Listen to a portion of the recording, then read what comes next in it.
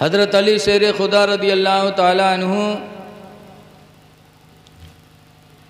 के चेहरे पे ऐसी दाढ़ी थी, ऐसी दाढ़ी माशाअल्लाह घनी और बड़ी कि एक दफ़ा यहूदियों की एक जमात आ रही थी और मैं एक यहूदी के चेहरे पर तनिक से दाढ़ी लगी रहा, इक्का दुक्का वाले से, जैसे सिकचिल्लिया के देखे हुए तनिक के दाढ़ी रखा है सिकचिल्ली ना, ऐसे वो रखा है। हज़रत अली की दाढ़ी देखा तो हैरत में पड़ा। कहा अली एक बात बताओ, हमारे चेहरे पे दाढ़ी के बाल यक्का दुक्का उगे और तुम्हारे चेहरे पे दाढ़ी के बाल अल्लाह ने इतना उगा दिया, इसकी वजह क्या है? कुरान से बताओ कि हमारे चेहरे पे यक्का दुक्का, तुम्हारे चेहरे पे घने बाल। कुरान से बताना, चूँकि तुम्हारे नबी ने तुमको इल्म का दरवाज़ा बताया, इल्म के शहर के कि तुम दरवाज़ा हो। हज़रत अली फरमाते सुनो, मेरे खुदा ने कुरान में कुछ छोड़ा नहीं है, कुरान में इसका भी बयान है। पढ़ा हज़रत अली ने फ़ौरन, फरमाते वल बलदु तय्यिबु यख़रुजु नबातहु कसीरन बिइज़्नि रब्बी, कि जो ज़मीन अच्छी होती है वो अपने रब के हुक्म से पौधा ज़्यादा उगाती है। वल्लज़ी ख़बुसा ला यख़रुजु इल्ला नकदा, और वह ज़मीन जो बेकार होती है पौधा नहीं उगाया करती मगर यक्का दुक्का। नकदा माने यक्का दुक्का। जैसे उसने सवाल किया वैसे हज़रत अली ने कुरान पढ़ के जवाब दिया। यहूदी पुकार उठा, कहा खुदा की कसम, तुम्हारे पैगंबर ने जो फरमाया तुम इल्म के शहर के दरवाज़ा हो, हकीकत में फरमाया। फ़ौरन वो यहूदी कलमा पढ़ने लगा तो सारी जमात कलमा पढ़ के मुसलमान हो गई। तो हज़रत अली की वो दाढ़ी थी कि जिसको देखकर यहूदी मुसलमान हो गए, और आज हम मुसलमान हो गए चेहरे से दाढ़ी बना रहे। अगर कोई दाढ़ी रखा ले तो के हाली भी वो नहीं होता आजकल। एक आदमी था, वो की बिटिया के शादी लगी, एक लड़का के साथ है, तो बपुआ कही जे देख तो ली लड़कवा का, वहाँ गवा तो बेचारा दाढ़ी रखाए रहा। देखे तो ये तो मुल्ला है, वो ये का कमाई का खवाई। मुल्ला लोगन तनख्वाह 6,000 7,000, वहू कोनो फाती हम चूक गए तो वहू नदारत। छोड़ो हटाओ, कोनो पैंट बूसट वाला ढूंढो, मिल गया पैंट बूसट वाला जो जैसे जिसको ढूंढता अल्लाह उसको ऐसे मुलाकात करा देता। जैसे आजकल रोज़ी, कुछ लोग मेहनत करके खाना चाहते तो अल्लाह मेहनत की रोज़ी देता, और कुछ भीख मांग के खाना चाहते तो भीख के ज़रिए अल्लाह उन्हें रोज़ी देता। कुछ चोरी करके चाहते तो चोरी से उन्हें रोज़ी मिलती। जो जैसे नियत करता है अल्लाह उसके लिए वैसे ही असबाब पैदा कर देता। मिल गया वो आदमियों का, मिल गया पैन बूसट वाला, शादी की तारीख तय हो गई। जब बारात का दिन आया तो उका नवहावे, उका दुल्हा बनावे खातिर नवहावे लोग जुटे। पहले ज़माने में दुल्हा नवहावा जाता रहा, इमा बुढ़वा लोग हुई हैं तो जानत हुई हैं। तो वहू का नवहावे चले तो उके पैखाना लग गया। जब पैखाना लगा तो चला गया लेटरिन में पैखाना करे, और जब पैखाना कहीं के निकला तो नुहुरा नुहुरा, सोझावे सोझे नहीं हुए। तो बाप रोवेला कहे हाय लाई टढ़ाएगा आप कैसे हुई। तो उसका ढकेल उकेल के लेके गए डॉक्टर के पास। डॉक्टर साहब देखें तो कहें घबराओ ना, ऑपरेशन करे पड़ी ठीक हुई जी। तब बपुआ चिल्लान कहे अरे डॉक्टर साहब आज बारात का दिन है, इसको दुल्हा बनाना है डॉक्टर साहब, रिश्तेदार सब जमा हैं। तो डॉक्टर साहब कहें घबराओ ना, 2 मिनट लागी ठीक हुई। इन 2 मिनट कहीं ना लेके गए ऑपरेशन रूम में, लेके गए दरवाज़ा बंद की न 2 मिनट नहीं ला खोल दीन और सीधा सीधा निकला। तो बहुत ताज्जुब सबका है, ये कौन ऑपरेशन हुआ कि 2 मिनट नहीं लाग ले गए और छोड़ी कि ठीक। तो पूछा लगे डॉक्टर साहब कौन बीमारी रहे 2 मिनट नहीं लाग ठीक होएगा। तो डॉक्टर साहब कहें कोई बीमारी नहीं, पैंट के बटन बूसट में लगा ली इस रहा, हियाँ के रुख हियाँ लगा लिया। तो बताओ उठ पे आदमी ऐसे ऐसे चोंगा परे हैं, पहनिए पैंटे चाहे आवे चाहे ना हो कि कहाँ हुक कहाँ लगाए ली। ऐ लोगों, ऐ नौजवानों, मेरे भाई नाराज़ न होना। सोचत हुए कि जौन मौलवी बलाओ सब दाढ़ी नमाज बताओ। ग़ुलाम नबी बन के जी लो, मौत का कोई भरोसा नहीं। नबी के ग़ुलाम जब बन जाओ, नबी की मोहब्बत दिल में बसा लो, कब्र में जाओ तो ताकि इसके रसूल के ज़रिए कब्र में तुम्हें रोशनी मैसर हो जाए। आला हज़रत इमाम अहमद रज़ा फ़ाज़िल बरेलवी फरमाते हैं, लहद में इश्क़ रुख़े शह का दाग लेके चले। लहद कब्र को कहते हैं। लहद में इश्क़ रुख़े शह का दाग लेके चले, अंधेरी रात सुनी थी चराग लेके चले। अंधेरी रात सुनी थी चिराग लेके चले। दाढ़ी कब्र में रोशनी का सहारा है। हदीसों में आया कि जिसके चेहरे पे दाढ़ी होगी उसकी कब्र मुनव्वर होगी। अब तो अटैक चला है, अटैक, जवानी में मौत आ रही, आनन फानन। अभी बरेली शरीफ आला हज़रत के मदरसे मंदर इस्लाम के बड़े मुफ्ती हज़रत मुफ्ती अफरोज़ आलम अलैहि रहमा घर में थे। बरेली में घर उनका। सर में दर्द हुआ, बीवी से कहा ज़रा सर दबा दो। बीवी ने सर दबाया, चाय पी के मदरसा निकले थे कि रास्ते में गिर गए, और गिरे तो उठाया, अस्पताल ले गए तो पता चला नस फट गई, और दिल्ली जाने की तैयारी हो रही थी कि हज़रत की रूह जिस्म से परवाज़ कर गई। इन्ना लिल्लाहि व इन्ना इलैहि राजिऊन। 38 साल के थे, बड़े नेक, बड़े खलीक। अल्लाह उनकी कब्र पे रहमत की बारिश नाजिल करे।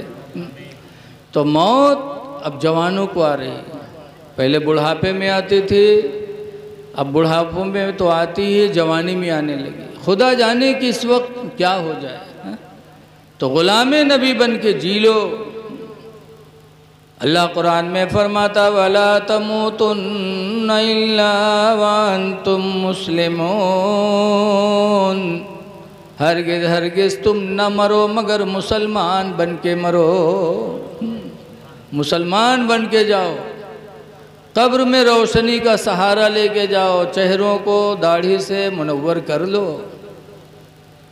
लेकिन आज कुछ लोग ऐसे हैं जो कब्र से भी डरते नहीं, कब्र में भी नहीं डरते कि कब्र क्या है। जैसे बताते हैं, एक बुढ़वा रहा बीमार भवा, तो कई लड़का का घेर के बैठे, अब्बा ये बात अब्बा वो बात, अत्ते में है बुढ़वा कहते भैया रे भाई बचबे ना। तो कहीं तब अब्बा, तो कहीं जो हम मर जेबे ना तो हमरे कफन में पुरान कपड़ा लगायो। तो लड़के कहें अब्बा यूँ कहाँ हुई पई, गाँव वाले कहा कहीं है अब्बा। तो कहीं गाँव वाले चक्कर में पड़ के सारे हमको फंसाए दे हो रे तुम लोग। कहीं का है अब्बा।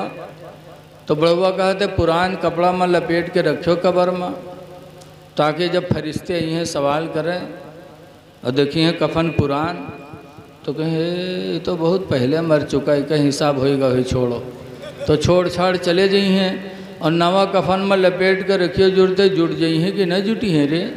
बताओ, ऐसे ऐसे दलाल बुढ़वा पर है कि ज़िंदगी भर तो दलाली करवे कहीं, लेकिन मरे के बाद कब्रों में 420 करे सोचे बैठे। कब्र बड़ी अंधेरी कोठरी है। आला हज़रत इमाम अहले सुन्नत फरमाते हैं कि खड़े हैं मुनकर नकीर सर पर, न कोई हामी न कोई यावर। खड़े मुनकर नकीर सर पर, न कोई हामी न कोई यावर। और बता दो आकर मेरे पयंबर के सख्त मुश्किल जवाब में है। हज़रत इमाम हुसैन और उनके अब्बा की ज़िंदगी देखो, देखो ये अहले बैत अपने लिए किसी से दुश्मनी नहीं करते थे और अपनी ज़ात के दुश्मन से बदला नहीं लेते थे। हज़रत अली शेर खुदा रज़ी अल्लाह ताला अन्हु, मैं इसलिए कह रहा हूँ कि या अली कहते हो तो अली के अमल को अपनाओ। आज दीन की कोई बुराई करे, कुरान के ख़िलाफ़ बोले, नबी के ख़िलाफ़ बोले तो हम लोगों से कोई मतलब नहीं, उससे खाएंगे पिएंगे जाएंगे आएंगे। और अगर अपने बारे में कुछ कह दे तो लोग उससे ख़ानदान छोड़ देते। क्या अहले बैत ने ऐसा किया है? हज़रत अली शेर खुदा रज़ी अल्लाह ताला अन्हु एक जंग में गए और जंग में अल्लाह ने उन्हें फ़तेह अता फरमाया। तो कूफा में एक यहूदिया थी, यहूदिया औरत जिसका नाम था क़ताम। उस यहूदिया औरत का शौहर उस जंग में मारा गया। जब वो बेवा हुई तब उसने कसम खाया था कि मेरा शौहर जंग में मार दिया गया, मैं बेवा हो गई, अब मैं ऐसे शख्स से निकाह करूंगी जो मेरे महर में अली का सर काट के देगा। ये उस औरत ने कसम खा लिया कि अब मेरे महर में जो अली का सर काट कर देगा मैं उससे निकाह करूंगी। और बड़ी खूबसूरत थी। लोगों ने निकाह का पैगाम दिया, लेकिन जब वो हज़रत अली का सर मांगती थी महर में तो वो लोग पीछे हट जाते थे। लेकिन एक बदनसीब था अब्दुर्रहमान इब्ने मुलजिम, वो तैयार हो गया, कहा मैं अली का सर काट के तुमको दूंगा, तुम मुझसे निकाह कर लो। रमज़ान का महीना था, तलवार को तेज़ किया और कूफा की जामे मस्जिद में गया और दरवाज़ा के आड़ में छुप के खड़ा हो गया कि अली सबसे पहले मस्जिद में आएंगे, मेरे लिए उनके गर्दन को काटना आसान होगा। तलवार को तेज़ किया और कूफा के जामे मस्जिद के दरवाज़े के बगल में जाके खड़ा हो गया।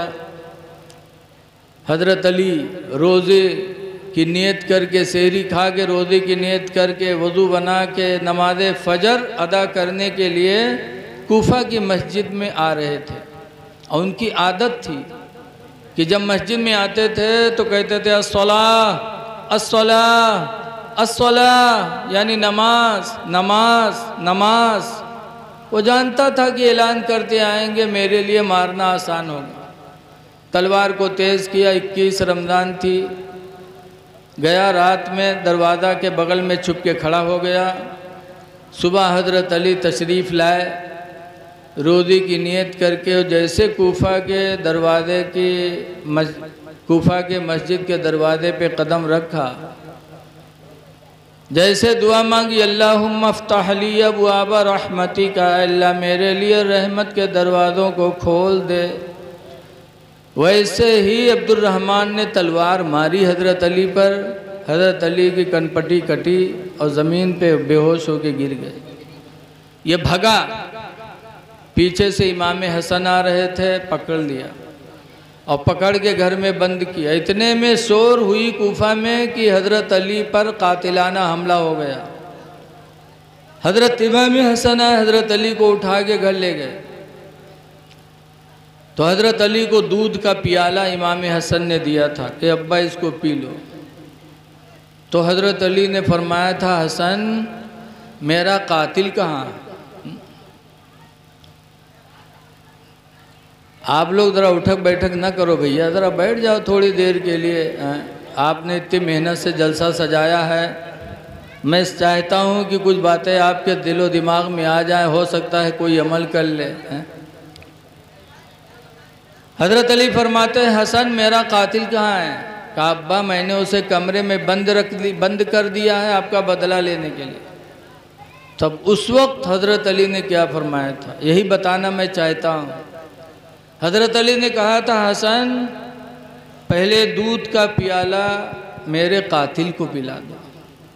खुदा जाने किस वक्त से मेरे इंतज़ार में खड़ा रहा हो, भूखा होगा, घर में तुमने बंद कर लिया है, खौफो दहशत से उसका हलक सूख गया होगा। हसन पहले दूध का प्याला मेरे कातिल को पिलाओ।